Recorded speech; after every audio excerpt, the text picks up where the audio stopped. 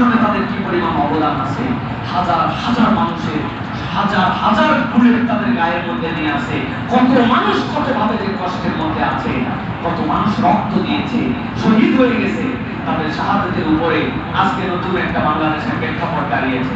এখন এই বাংলাদেশে আসার পরে আমরা মনে করতেছি যে যারা দেশকে এখন পর্যন্ত স্টেবল করার জন্য কাজ করছেন, আমরা তাদেরকে সমর্থন দিয়ে রেখেছি, আমরা তাদের পক্ষে কথা বলে বলতেছি অন্তত পক্ষে আপনারা দেশকে সুস্থির করার চেষ্টা করুন। আমরা গরম কোনো কথা বলতে চাই না, গরম কোনো দাবিও নিয়ে যেতে চাই না, কিন্তু কতকের নানান ধরনের কর্মকাণ্ড দেখে মনে হচ্ছে যে তারা আমাদেরকে আন্ডার এস্টিমেট করছেন, যে মনে হচ্ছে যেন যে আমরা কিছুই বুঝতেছি না আর ওনারা সব বুঝতেছেন।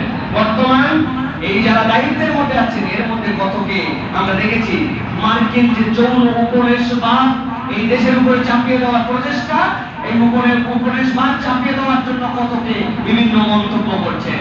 ডক্টর দেবপ্রিয় ভট্টাচার্যের বক্তব্য আমরা শুনেছি, কিছুদিন আগে আমরা শারমিন মুর্শিদের বক্তব্য শুনেছি, সারা হোসেনের বক্তব্য শুনেছি। তারা আমাদেরকে নতুন নতুন ফরমেশনের কথা শোনাচ্ছেন, তারা আমাদেরকে বোঝাচ্ছেন যে এখন আমাদেরকে ইউনিফর্ম ফ্যামিলি কোড আমাদের জীবনে বাস্তবায়ন করতে হবে। সাধারণ মানুষ বুঝতেছে না ইউনিফর্ম ফ্যামিলি কোড মানে কি। তারা এর দ্বারা বোঝাতে চান যে যত ধরনের বাংলাদেশের সংস্কৃতির যত ধরনের মানুষ আছে সকলের মধ্যে একটা সেম ধরনের আইন কানুন লাগবে। আরো যদি খোলাসা করে বলি, মুসলিম পারিবারিক আইন, মুসলিম উত্তরাধিকার আইন, মুসলিম মিরাসের আইন, এইগুলোর আর দরকার নাই, সকলের জন্য এক ধরনের আইন দরকার। এই সকল ভাষার ব্যবহার আমরা বুঝতে পারি, এই ভাষার ব্যবহারের দ্বারা ডিরেক্ট তাদের মনের মধ্যে যে ইসলামের প্রতি বিরক্তি ওইটা প্রকাশ করেন। আমাদের চুপ থাকাকে দুর্বলতা মনে করবেন না। আপনারা যদি বেশি বাড়াবাড়ি করেন তাহলে আমাদের জবান এবং আমাদের কার্যক্রম এমন হবে আপনাদেরকে তখন উচিত শিক্ষা দেওয়ার জন্য আমরা রেডি হয়ে আছি। আপনারা সমকামিতার বীজ ঢুকাতে চান, অন্তর্ভুক্তিমূলক আমরা গভর্নমেন্ট করতে চাই। আমরা বুঝি অন্তর্ভুক্তি দ্বারা আপনারা কি বুঝাতে চান। রাসূলুল্লাহ সাল্লাল্লাহু আলাইহি ওয়াসাল্লামের পরে কোন নবী নাই, এরপরে যদি কেউ নবী আছে বলে সে যে বলবে সে মুসলমান নয়। বাংলাদেশে হিন্দু খ্রিস্টান বৌদ্ধ যারা আছে তাদের যে অধিকার সেই অধিকার নিয়ে তারা থাকবে, আমাদের তাদের সাথে কোনো বিরোধ নাই, কোনো আপত্তি নাই, কিন্তু মুসলমান পরিচয় নিয়ে থাকতে পারবে না, কাফের পরিচয়ে থাকতে হবে। আপনি অন্তর্ভুক্তির দ্বারা সমকামিতা বুঝান, অন্তর্ভুক্তির দ্বারা আহমেদিয়া জামাতকে বলেন যে তারাও এখন বিপদের মধ্যে আছে, অতএব তাদের বিষয়গুলো আমাদেরকে দেখতে হবে। সমকামীরাও টেনশনে আছে, এই টেনশন দূর করে দিতে হবে। আমরা ছাড় দিয়েছি, কিন্তু তার মানে এই নয় যে আমি আমার ধর্মে, ইসলামে, আকীদায়, আদর্শে, কোরআন সুন্নাহয় ছাড় দিব। কখনো বাংলাদেশে কোন আহমদিয়া সুন্নিয়া জামাত মুসলমান পরিচয় থাকতে পারবে না, থাকবে কিন্তু কাফের মুশরিক পরিচয় থাকবে। যারা তাদের পক্ষে কথা বলবে আমাদের জবান খোলালে আমরা আবার যেরকম রক্ত দেওয়া দেখেছেন এই রক্ত দেওয়া কিছুই দেখেন নাই।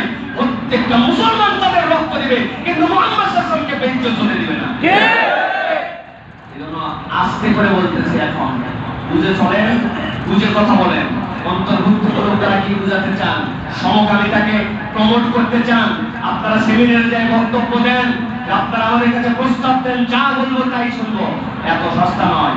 বাংলাদেশের প্রকৃত সংখ্যালঘু আমাদের হিন্দু ভাইরা নয়, খ্রিস্টান ভাইরা নয়, আমাদের অন্যরা নয়, প্রকৃত সংখ্যালঘু যারা নিরেট ইসলাম পছন্দ করে, ইসলাম মানে তারা হচ্ছে বাংলাদেশের প্রকৃত সংখ্যালঘু।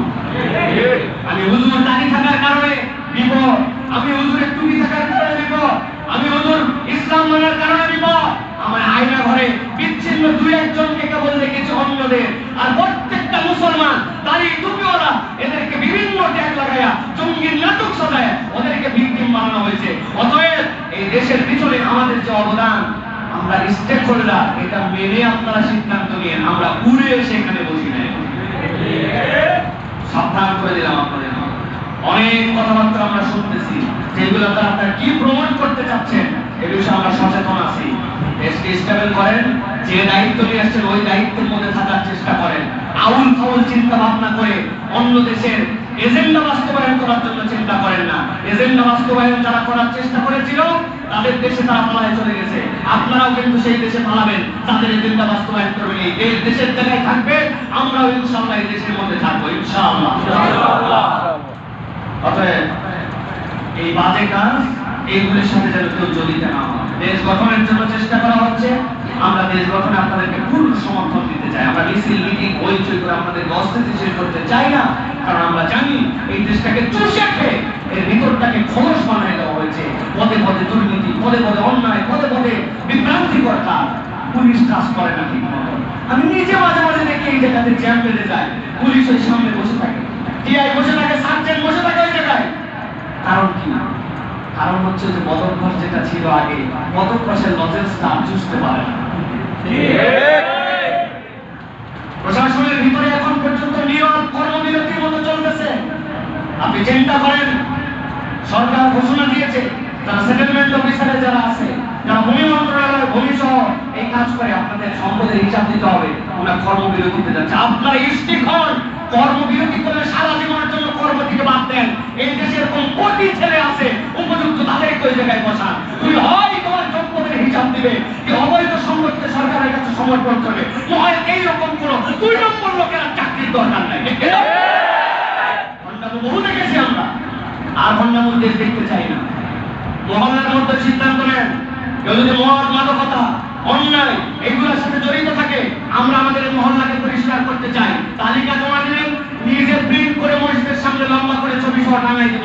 তারপরে কে মসজিদের সামনে দিকে সরাই আমাদের খবর দিয়ে দেখবি কত বড় বিপদ। এলাকায় কোনো মদ মাদকতা এবং যুব সমাজ নষ্ট হয়ে এরকম কোনো কার্যকলাপ চলবে না। এটা শেষ কথা। রাজি আছেন আপনারা? বহু আমরা দেখেছি এইগুলা তো আমাদের তরুণদেরকে ধ্বংস করে দেওয়া হয়েছে। তরুণদেরকে ভিন্ন পথে প্রবাহিত করলে দেশকে কন্ট্রোলে রাখা সহজ। এই জন্য আমরা তরুণদেরকে এখন অ্যাক্টিভ করেছি। এই তরুণ এখন আদর্শ তরুণ হবে, আদর্শ বাংলাদেশ করবে ইনশাআল্লাহ। আদর্শ বাংলাদেশে নাপাক কোনো কিছু ঢুকায় না। প্রত্যেক সম্প্রদায়ের ধর্মীয় অনুভূতি আছে, ওই ধর্মীয় অনুভূতির বিবেচনা অনুযায়ী মানতে হবে, আর এইটা বিশ্বাস করে চলতে হবে। এখানে 90% মানুষ মুসলমান এবং ইসলামকে পছন্দ করে, অতএব 90%-এর উপরে আপনি 1-2%-এর এজেন্ডা চাপায় দিবেন। আমরা চুপ করে থাকলেও আমাদের এই চুপ করে থাকাকে দুর্বলতা যেন ভেবেন না। প্রিয় ভাইয়েরা,